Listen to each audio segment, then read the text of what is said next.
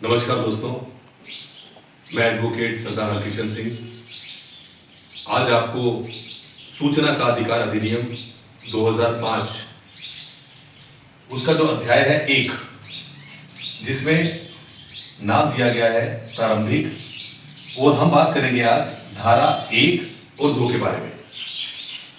देखो दोस्तों, किसी भी अधिनियम को समझने के लिए अगर हम उसमें पूरी तरह से सफलता प्राप्त करना चाहते हैं तो एक बात हमें हमेशा याद रखनी होगी कि उसको हमें बारीकी से भी पढ़ने की आवश्यकता है। उसका सबसे जरूरी जो कारण है वो ये है कि जब हम किसी भी एक्ट को बारीकी से पढ़ते हैं तो उसमें सेक्शंस होते हैं, फिर सब सेक्शन होते हैं, फिर क्लोज होते हैं, फिर सब क्लोजेज होते हैं। तो उससे क्या होता है कि हमारी कई जो हमारे मस्तिष्क में जो प्रश्न चल रहे होते हैं उनका समाधान हमें मिल जाता है। इसलिए दोस्तों, आज अध्याय 1 मैं आपको बताने जा रहा हूं जिसकी जो धारा 1 है ये बात करती है संक्षिप्त नाम, विस्तार और प्रारंभ। यानी कि इसके संबंध में इसका विस्तार कब हुआ, कैसे हुआ, इसकी शुरुआत कैसे हुई, क्यों हुई। तो दोस्तों, इस बारे में हम लोग आज चर्चा करेंगे धारा 1 के अंतर्गत। और दूसरी जो धारा है, धारा 2 परिभाषाएं, जो कि धारा 2 के अंतर्गत दी गई है। परिभाषाओं में हम आपको बताएंगे कि सूचना का अधिकार अधिनियम 2005 के अंतर्गत सक्षम अधिकारी कौन होता है और उसको किस नाम से पुकारा जाता है या बताया गया है। तो दोस्तों, जो धारा 1 है संक्षिप्त नाम, विस्तार और प्रारंभ, इसके अंतर्गत जो सब सेक्शन 1 है, यानी कि सेक्शन 1 यानी कि धारा 1 का जो सब सेक्शन 1 है, इसमें बताया गया है कि इस अधिनियम का संक्षिप्त नाम सूचना का अधिकार अधिनियम 2005 है। तो दोस्तों, एक बात तो तय हो चुकी है कि इसका जो संक्षिप्त नाम है सूचना का अधिकार अधिनियम 2005 बन चुका है और इसी नाम से इस अधिनियम को सदैव बुलाया जाएगा, पुकारा जाएगा, लिखा जाएगा। इसके साथ साथ दोस्तों, अगर हम बात करते हैं इसके सब सेक्शन 2 की, तो इसमें इसका विस्तार संपूर्ण भारत पर है। देखिए, यह बहुत महत्वपूर्ण बात है कि 2019 से पहले इसका जो विस्तार है जम्मू कश्मीर में नहीं था, क्योंकि उसे विशेष राज्य का दर्जा दिया गया था, जो कि अनुच्छेद 370 में अमेंडमेंट के बाद उसमें जो बदलाव किए गए उसके बाद इसका विस्तार जम्मू कश्मीर में भी कर दिया गया है। तो सूचना का अधिकार अधिनियम अब जम्मू कश्मीर में भी लागू है। इसीलिए यहां पर यह लिख दिया गया है सब सेक्शन 2 के अंदर, इसका विस्तार संपूर्ण भारत पर है। यानी कि संपूर्ण भारत में हम जहां भी जाएंगे वहां पर सूचना का अधिकार अधिनियम 2005 लागू हो चुका है। ये जो बदलाव हुआ है थोड़ा, ये हुआ 2019 के बाद। अब दोस्तों, हम बात करेंगे सब सेक्शन 3 की। सब सेक्शन 3 में क्या बताया गया है कि धारा 4 की उपधारा 1, यानी कि देखिए, इसको समझना बहुत ज्यादा जरूरी है, क्योंकि कभी कभी क्या होता है जनमानस या नागरिक समझ लो थोड़ा कंफ्यूज हो जाते हैं कि ये क्या बताना चाह रहे हैं। तो इसमें आपको फिर से बताना चाह रहा हूं कि सूचना का अधिकार अधिनियम 2005 की जो धारा 4 है उसकी उपधारा 1 है, उसके अंतर्गत, और धारा 5 की उपधारा 1 और उपधारा 2, धारा 12, धारा 13, धारा 15, धारा 16, धारा 24, धारा 27 और धारा 28 के उपबंध तुरंत प्रभावी होंगे और इस अधिनियम के शेष उपबंध इसके अधिनियमन के 120वें दिन को प्रवृत्त होंगे। यानी कि दोस्तों, इसके अंदर जो धारा 4 है, 5 है, 12, 13, 15, 16, 24, 27, 28, इसके जो भी उपबंध हैं ये तुरंत लागू होंगे। जैसे ये एक्ट हमारा पास हुआ इसके ये उपबंध तुरंत लागू हो चुके थे। इसके साथ साथ बाकी के जो उपबंध हैं, बाकी के जो सेक्शंस हैं, वो 120 दिन का समय दिया गया ताकि सभी राज्य, देश के जितने भी राज्य हैं, वो सूचना का अधिकार अधिनियम 2005 को विधिवत ढंग से लागू कर सके। उसके लिए 120 दिनों का समय दिया गया। अब दोस्तों हम बात करेंगे सूचना का अधिकार अधिनियम 2005 के सेक्शन 2 की, जिसमें बताया गया है परिभाषाएं। इसको दोस्तों समझना बहुत ज्यादा जरूरी है, क्योंकि अधिकतर नागरिकों को कंफ्यूजन यही होता है कि सक्षम अधिकारी किसे कहा जाएगा, सरकार की क्या क्या जिम्मेदारियां हैं, सरकार किसको कहा जाएगा। तो ये सब जो चीजें हैं, इसमें जो बताया गया है, इसको बड़े ध्यान से समझने की जरूरत है। जब एक बार समझ में आ जाएगा फिर सब कुछ आसान हो जाता है दोस्तों। अब दोस्तों परिभाषाओं में यह बात लिखी गई है कि इस अधिनियम में जब तक कि संदर्भ से अन्यथा अपेक्षित न हो, सेक्शन 2 का जो सब सेक्शन ए है उसमें बताया गया है समुचित सरकार से किसी ऐसे लोक प्राधिकारी के संबंध में जो, अब क्या है, क्लोज 1 है, केंद्रीय सरकार या संघ राज्य क्षेत्र द्वारा स्थापित, गठित, उसके स्वामित्वाधीन, नियंत्रणाधीन या उसके द्वारा प्रत्यक्ष रूप से या अप्रत्यक्ष रूप से उपलब्ध कराई गई निधियों द्वारा पूर्णतया वित्त पोषित किया जाता है, केंद्रीय सरकार अभिप्रेत है। तो दोस्तों इसको समझने की यह जरूरत है कि जो भी संस्था, चाहे वो सरकारी हो या गैर सरकारी हो, यदि वो केंद्र सरकार की निधियों द्वारा पोषित की जाती है तो वो भी समुचित सरकार के अंतर्गत मानी जाती है। कारण क्या है कि चूंकि केंद्र सरकार उन्हें अपनी निधियों के द्वारा पोषित कर रही है, इसलिए वो सूचना का अधिकार अधिनियम के अंतर्गत आएंगी और समुचित सरकार, ये जो शब्द है, ये उस पर लागू होता है। इसके साथ साथ दोस्तों जो हमारा क्लोज 2 है, राज्य सरकार द्वारा स्थापित, गठित, उसके स्वामित्वाधीन, नियंत्रणाधीन या उसके द्वारा प्रत्यक्ष रूप से या अप्रत्यक्ष रूप से उपलब्ध कराई गई निधियों द्वारा पूर्णतया वित्त पोषित किया जाता है, राज्य सरकार अभिप्रेत है। यानी कि दोस्तों जो राज्य सरकार है, यदि वो किसी भी संस्था का गठन करती है, उनको निधियां देती है, चाहे वो कम निधि दे या पूरी निधि दे या उसके द्वारा वो संस्था पोषित की जाती है, तो वो राज्य सरकार शब्द से उसे पुकारा जाएगा। तो दोस्तों ये भी सूचना का अधिकार अधिनियम के अंतर्गत आता है। इसके साथ दोस्तों अब हम बात करेंगे सेक्शन 2 के सब सेक्शन बी, यानी कि केंद्रीय सूचना आयोग। केंद्रीय सूचना आयोग से धारा 12 की उपधारा 1 के अधीन गठित केंद्रीय सूचना आयोग अभिप्रेत है। तो दोस्तों केंद्रीय सूचना आयोग जो है उसमें अभी इसमें क्लियर बता दिया गया है कि केंद्रीय सूचना आयोग से धारा 12 की उपधारा 1 के अधीन गठित केंद्रीय सूचना आयोग अभिप्रेत है। यानी कि अभी आगे जब हम पढ़ेंगे धारा 12 सूचना का अधिकार अधिनियम 2005 की, जो हम धारा 12 पढ़ेंगे तो उसकी उपधारा 1 में इसकी और विस्तृत जानकारी हमें मिलेगी, जो कि केंद्रीय सूचना आयोग के संबंध में होगा दोस्तों। अब इसमें हम बात करें सब सेक्शन सी की, केंद्रीय लोक सूचना अधिकारी। केंद्रीय लोक सूचना अधिकारी से उपधारा 1 के अधीन नियुक्त केंद्रीय लोक सूचना अधिकारी अभिप्रेत है और इसके अंतर्गत धारा 5 की उपधारा 2 के अधीन इस प्रकार पदाविहीन कोई केंद्रीय सहायक लोक सूचना अधिकारी भी है। तो दोस्तों जो केंद्रीय लोक सूचना अधिकारी है वो उपधारा 1 के अधीन नियुक्त केंद्रीय लोक सूचना अधिकारी के संबंध में बताया गया है और उसके साथ साथ जो धारा 5 की उपधारा 2 के अधीन इस प्रकार पदाविहीन कोई केंद्रीय सहायक लोक सूचना अधिकारी भी है। यानी कि जो इसका सेक्शन 5 है और उसमें उसका जो सब सेक्शन 2 है उसमें केंद्रीय सहायक लोक सूचना अधिकारी और उपधारा 1 में केंद्रीय लोक सूचना अधिकारी के बारे में विस्तृत जानकारी दी गई है। किसके अंदर? सेक्शन 2 के सब सेक्शन सी के अंदर। अब दोस्तों हम बात करते हैं सब सेक्शन डी।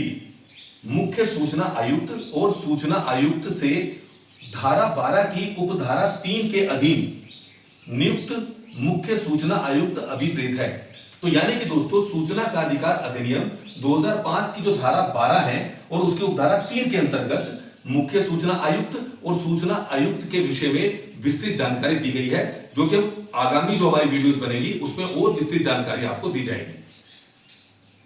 और दोस्तों मैं आपको बताना चाहूंगा कि मुख्य सूचना आयुक्त और सूचना आयुक्त ये एक बहुत ही महत्वपूर्ण पद है जिसको जानना समझना जरूरी है। तो उसके लिए धारा 12 की उपधारा 3 को मैं ज्यादा से ज्यादा फोकस के साथ आपको बताऊंगा, तो हमारी हर वीडियो आपको ध्यान से देखनी है। तो दोस्तों अब मैं सूचना का अधिकार अधिनियम 2005 का जो सेक्शन 2 है उसका सब सेक्शन ई के बारे में बताने जा रहा हूं। सक्षम अधिकारी, जी हां, सक्षम अधिकारी से अभिप्रेत है। क्लोज 1 में बताया गया है किसी राज्य की विधानसभा या ऐसी सभा वाले किसी राज्य क्षेत्र की दशा में अध्यक्ष और राज्यसभा या विधान परिषद की दशा में सभापति। तो ये क्या होंगे? सभापति और अध्यक्ष इस दशा में सक्षम अधिकारी के रूप में अभिप्रेत होंगे। इसका दोस्तों क्लोज 2 कहता है उच्चतम न्यायालय की दशा में भारत का मुख्य न्यायमूर्ति। यदि दोस्तों बात आएगी उच्चतम न्यायालय की तो वहां के जो मुख्य न्यायमूर्ति जी हैं वो सक्षम अधिकारी से अभिप्रेत होंगे। इसके साथ दोस्तों क्लोज 3 कहता है किसी उच्च न्यायालय की दशा में उच्च न्यायालय का मुख्य न्यायमूर्ति। यानी कि दोस्तों जो भी उच्च न्यायालय है उसमें जो सक्षम अधिकारी से जो अभिप्रेत है शब्द वो मुख्य न्यायमूर्ति जो होंगे किसके? उच्च न्यायालय के, वो सक्षम अधिकारी कहलाएंगे। इसके साथ दोस्तों क्लोज 4 कहता है संविधान द्वारा या उसके अधीन स्थापित या गठित अन्य प्राधिकरणों की दशा में यथास्थिति राष्ट्रपति जी या राज्यपाल। तो दोस्तों संविधान की दशा में अगर सक्षम अधिकारी की बात आती है तो यथास्थिति राष्ट्रपति जी या माननीय राज्यपाल जी सक्षम अधिकारी के रूप से अभिप्रेत होंगे। इसके साथ दोस्तों जो क्लोज 5 है संविधान के अनुच्छेद 239 के अधीन नियुक्त प्रशासक, यानी कि संविधान की दशा में जो नियुक्त प्रशासक है वो सक्षम अधिकारी कहलाएगा। इसके साथ दोस्तों अगर हम बात करें सेक्शन 2 के सब सेक्शन F की, सूचना शब्द, सूचना से किसी रूप में कोई ऐसी सामग्री जिसके अंतर्गत किसी इलेक्ट्रॉनिक रूप में धारित अभिलेख, दस्तावेज, ज्ञापन, ईमेल, मत सलाह, प्रेस विज्ञप्ति, परिपत्र, आदेश, लॉगबुक, संविदा, रिपोर्ट, कागज पत्र, नमूने, मॉडल, आंकड़ों संबंधी सामग्री और किसी प्राइवेट निकाय से संबंधित ऐसी सूचना सम्मिलित है जिस तक तत्समय प्रवृत्त किसी अन्य विधि के अधीन किसी लोक प्राधिकारी की पहुंच हो सकती है, अभिप्रेत है। तो दोस्तों आप ये देखिए कि सूचना को कितना विस्तृत रूप दिया गया है कि सरकारी विभागों के अंदर या अर्ध सरकारी विभागों के अंदर या जो भी केंद्र सरकार द्वारा या राज्य सरकार द्वारा जो पोषित संस्थान हैं उसके अंतर्गत ये जितने भी महत्वपूर्ण जो भी डॉक्यूमेंट्स हैं वो सब सूचना के अंतर्गत माने जाएंगे। तो यानी कि दोस्तों कोई भी ऐसा दस्तावेज मतलब सूचना के अधिकार में नहीं छोड़ा गया है जो कि सूचना के दायरे से बाहर हो। देखिए इतना बेहतरीन अधिनियम है, अगर आप सूचना चाहेंगे तो जो भी डॉक्यूमेंटेशंस वगैरह वहां पर उपलब्ध होगी वो सूचना के अधिकार के अंतर्गत आएगी सूचना के रूप में। इसके साथ दोस्तों अब जो सब सेक्शन जी है, विहित से यथास्थिति समुचित सरकार या सक्षम प्राधिकारी द्वारा अधिनियम के अधीन बनाए गए नियमों द्वारा विहित अभिप्रेत है। तो यानी कि दोस्तों समुचित सरकार या सक्षम प्राधिकारी द्वारा अधिनियम के अधीन बनाए गए नियमों द्वारा विहित अभिप्रेत है। तो यानी कि जो इस अधिनियम के अधीन जो नियम बनाए गए हैं उसको विहित शब्द से अभिप्रेत किया गया है। तो दोस्तों अब हम आपको बताएंगे सूचना का अधिकार अधिनियम 2005 की धारा 2 के अंतर्गत जो एच है, उसका जो सबसेक्शन है एच।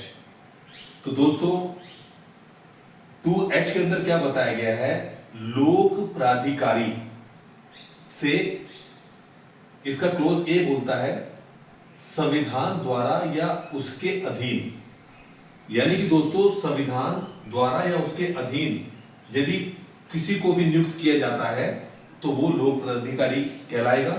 उसके बाद क्लोज बी, संसद द्वारा बनाई गई किसी अन्य विधि द्वारा, यानी कि संसद जो भी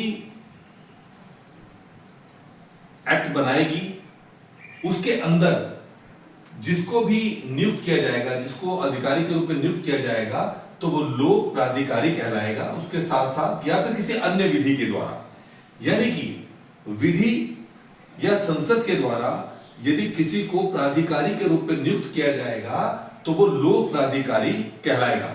इसके बाद दोस्तों क्लोज आते हैं हम सी पर, राज्य विधान मंडल द्वारा बनाई गई किसी अन्य विधि द्वारा, यानी कि जो राज्य विधान मंडल अगर किसी अधिकारी को नियुक्त करता है तो वो भी लोक प्राधिकारी के रूप में माना जाएगा। इसका दोस्तों क्लोज आते हैं हम डी पर, समुचित सरकार द्वारा जारी की गई अधिसूचना या किए गए आदेश द्वारा स्थापित या गठित कोई प्राधिकारी या निकाय या स्वायत्त सरकारी संस्था अभिप्रेत है और इसके अंतर्गत समुचित सरकार के स्वामित्वाधीन, नियंत्रणाधीन या उसके द्वारा प्रत्यक्ष या अप्रत्यक्ष रूप से उपलब्ध कराई गई निधियों द्वारा एक, पूर्णतः वित्त पोषित कोई गैर सरकारी संगठन, दो, कोई अन्य निकाय भी है।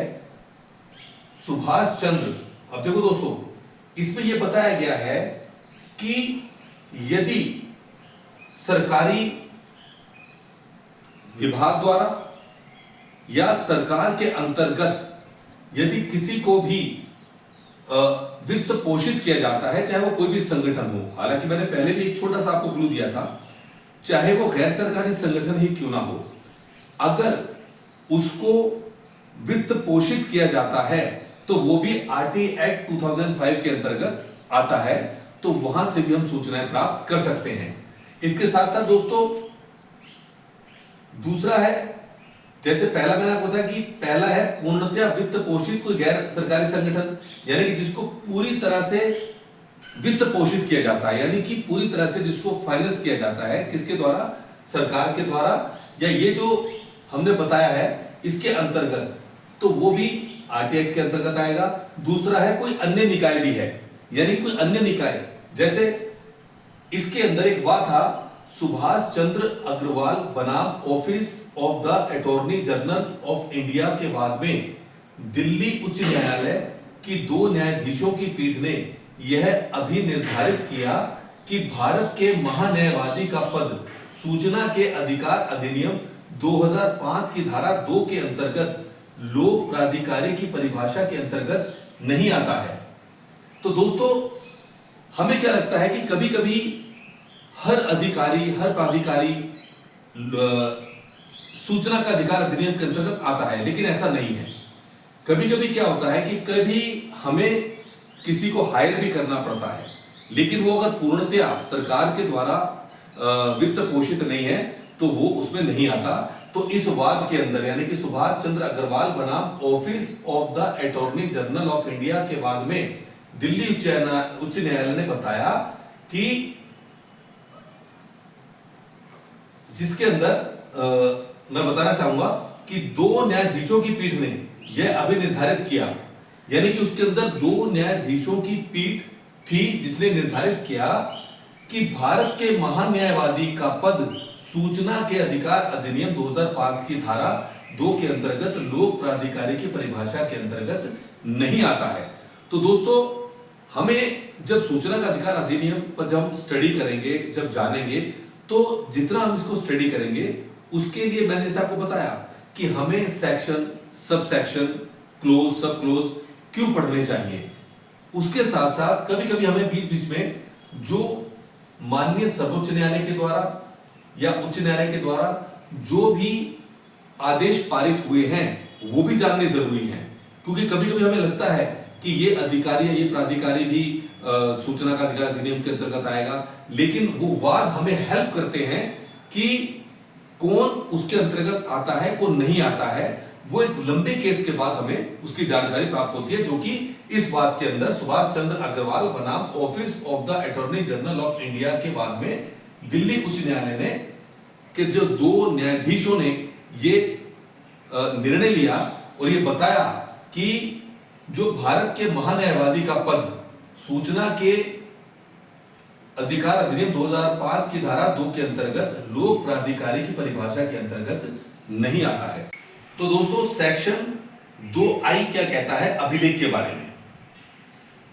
तो अभिलेख में निम्नलिखित है: 1, कोई दस्तावेज, पांडुलिपि और फाइल। 2, किसी दस्तावेज की कोई माइक्रोफिल्म, माइक्रोफिच या प्रति। 3, ऐसी माइक्रोफिल्म में समविष्ट प्रतिबिंब या प्रतिबिंबों का पुनरुत्पादन चाहे वर्णित रूप में हो या ना हो। और 4, किसी कंप्यूटर द्वारा या किसी अन्य युक्ति द्वारा उत्पादित कोई अन्य सामग्री। तो दोस्तों, ये जो अभिलेख है, अब आप देखिए सूचना के अधिकार के अंदर अभिलेखों को भी बहुत ही विस्तृत ढंग से कवर किया गया है कि कोई भी ऐसा अभिलेख ना बचे जो सूचना के अधिकार से बाहर हो। इसलिए उसको डिटेल में इसके अंदर हम बात करेंगे। जैसे सब सेक्शन के बाद जो क्लोज है, क्लोज 1, 2, 3, 4 के अंदर अधिकतर सारे अभिलेख कवर कर दिए गए हैं, ताकि जो जनमानस है, जो देश का नागरिक है, वो पूरी तरह से हर अभिलेख को देख सके, जान सके और उसकी सूचना प्राप्त कर सके। तो दोस्तों, इस प्रकार से मैं आपको बताना चाहूंगा कि जो अभिलेख है इसको इसीलिए कवर किया गया है कि हर नागरिक जो भी सूचना चाहता है सरकारी विभागों से, वो उसे प्राप्त हो सके। और दोस्तों, अब हम आपको बताएंगे सूचना का अधिकार अधिनियम 2005 की धारा 2J। दोस्तों, बहुत ही महत्वपूर्ण है ये धारा है। जे में बोला गया है, सूचना का अधिकार से इस अधिनियम के अधीन पहुंच योग्य सूचना का जो किसी लोक प्राधिकारी द्वारा या उसके नियंत्रणाधीन धारित है, अधिकारी अभिप्रेत है और जिसमें निम्नलिखित का अधिकार सम्मिलित है। इसमें क्लोज 1 क्या कहता है? कृति, दस्तावेज, अभिलेखों का निरीक्षण। 2, दस्तावेजों या अभिलेखों के टिप्पण, उद्धरण या प्रमाणित लेना। 3, सामग्री के प्रमाणित नमूने लेना। 4, Diskit, floppy, tape, video cassette के रूप में या किसी अन्य इलेक्ट्रॉनिक रीति में या प्रिंट आउट के माध्यम से सूचना को जहां ऐसी किसी कंप्यूटर या किसी अन्य युक्ति में भंडारित की जाती है, अभिप्राप्य करना। या सेक्शन 2 के राज्य सूचना आयोग से धारा 15 की उपधारा 1 के अधीन गठित राज्य सूचना आयोग अभिप्रेत है। एल में दोस्तों 2L के अंदर राज्य मुख्य सूचना आयुक्त और राज्य सूचना आयुक्त से धारा 15 की उपधारा 3 के अधीन नियुक्त राज्य मुख्य सूचना आयुक्त और राज्य सूचना आयुक्त अभिप्रेत है। 2M के अंदर दोस्तों राज्य लोक सूचना अधिकारी से उपधारा 1 के अधीन पदाभिहित राज्य लोक सूचना अधिकारी अभिप्रेत है और इसके अंतर्गत धारा 5 की उपधारा 2 के अधीन इस प्रकार पदाभिहित राज्य सहायक लोक सूचना अधिकारी भी है। और दोस्तों लास्ट में है 2M, तीसरा पक्षकार। ये दोस्तों बहुत ज्यादा इंपॉर्टेंट है, इसको आप ध्यान से सुनिएगा। तीसरा पक्षकार से सूचना के लिए अनुरोध करने वाले व्यक्ति से भिन्न कोई नागरिक अभिप्रेत है और इसके अंतर्गत कोई लोक सूचना अधिकारी भी है। जैसे दोस्तों तीसरे पक्ष के अंतर्गत क्या होता है, जैसे आपने कभी कोई सूचना मांगी कि हमें यह सूचना चाहिए, लेकिन वो सूचना किसी और विभाग से या किसी और अधिकारी से संबंधित है, तो ऐसे में क्या होता है कि आगे मैं बताऊंगा, उसमें और भी धाराएं हैं अभी, तो उसके अंतर्गत वो सूचना के लिए उस संबंधित अधिकारी को सूचना भेज दी जाती है कि इस सूचना को आप प्रेषित करें। तो दोस्तों इसी प्रकार तीसरा पक्ष जो है, इसके अंदर आगे भी हमारी जो सेक्शंस आएंगे, वो हालांकि सेक्शंस आगे के हैं, मैं इसलिए ज्यादा नहीं बताऊंगा, क्योंकि कभी कभी क्या होता है कि अब हम अगर फ्यूचर के बारे में ज्यादा बताने लगेंगे तो कभी कभी कंफ्यूजन भी हो जाती है। तो ऐसे में दोस्तों मैं ये बताना चाहूंगा कि जे के अंदर सूचना का अधिकार के अंतर्गत अगर आप देखेंगे तो कोई भी ऐसा दस्तावेज नहीं बचा है जो कि सूचना के अधिकार से दूर हो, वो उसके अंतर्गत आता है। उसके साथ साथ दोस्तों हमने बताया आपको राज्य सूचना आयोग, इसकी धारा जो 15 है वो भी हम आगे और बताएंगे, तो वो और डिटेल में डिस्क्रिप्शन हो जाएगा। तो उसमें राज्य सूचना आयोग के बारे में बताया गया है। फिर राज्य मुख्य सूचना आयुक्त और राज्य सूचना आयुक्त, क्योंकि दोस्तों जब राज्य स्तर पर, यानी इसको बोलते हैं हम स्टेट इंफॉर्मेशन कमीशन, तो इसमें क्या होते हैं, एक माननीय मुख्य सूचना आयुक्त जी होते हैं और बाकी राज्य सूचना आयुक्त होते हैं। तो उनकी कितनी संख्या होती है, क्या है, वो हम आगे की वीडियो बताएंगे। इसके साथ साथ दोस्तों राज्य लोक सूचना अधिकारी के संबंध में जो धाराएं हैं, जैसे उपधारा 1 के अधीन बताया है और धारा 5 की उपधारा 2 के अंतर्गत, तो जो लोक सूचना अधिकारी है या सहायक लोक सूचना अधिकारी है, उसके बारे में ये 2M के अंदर बताया गया है। अब तीसरा पक्षकार के बारे में मैंने आपको बता दिया कि किसी भी स्थिति में, अब देखिए जो मैं मुद्दे की बात आपको बताना चाह रहा हूं, क्योंकि इसमें हमारा अध्याय 1 ये पूर्ण हो रहा है दोस्तों, तो मैं लास्ट में आपको ये बात बताना चाहता हूं कि सूचना का अधिकार अधिनियम 2005 के अंतर्गत जो अध्याय 1 है उसमें अधिक से अधिक चीजों को कवर किया गया है। सेक्शन 1 के अंदर, सेक्शन 2 के अंदर कई चीजें आपको पता चलेंगी कि उसके अंदर कोई भी ऐसा दस्तावेज, चाहे वो इलेक्ट्रॉनिक मोड में हो, चाहे वो वैसे हार्ड कॉपी हो, मतलब किसी भी तरह का जो दस्तावेज जो सरकारी विभागों के अंदर सुरक्षित है या उन्होंने रखा हुआ है, उस दस्तावेज को बिल्कुल भी छुपाया नहीं जा सकता।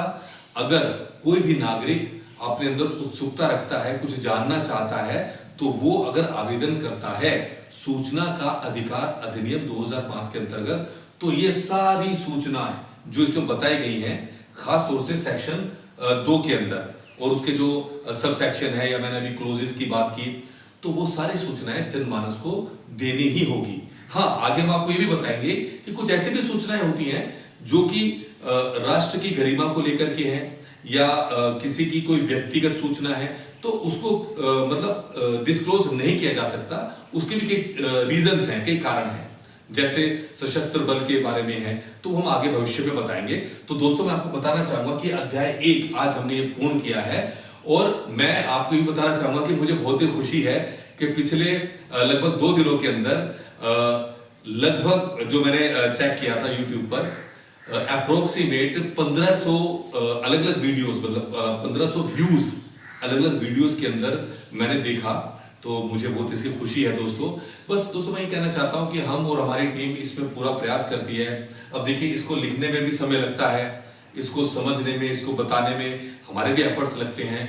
तो दोस्तों मैं ये कहना चाहूँगा कि हमारा जो यूट्यूब चैनल है एडवोकेट सरदार हरकिशन सिंह बाबा, तो प्लीज़ आप इसको सब्सक्राइब करें, इसको लाइक करें, इसको शेयर करें, और दोस्तों अगर आपकी कोई क्वेरी है तो आप बिल्कुल कमेंट में कीजिए, और मैं अपना यथासंभव प्रयास करूंगा कि जो बिल्कुल सटीक और सही जानकारी है वो आप तक पहुंचे। जय हिंद, जय भारत, जय उत्तराखंड।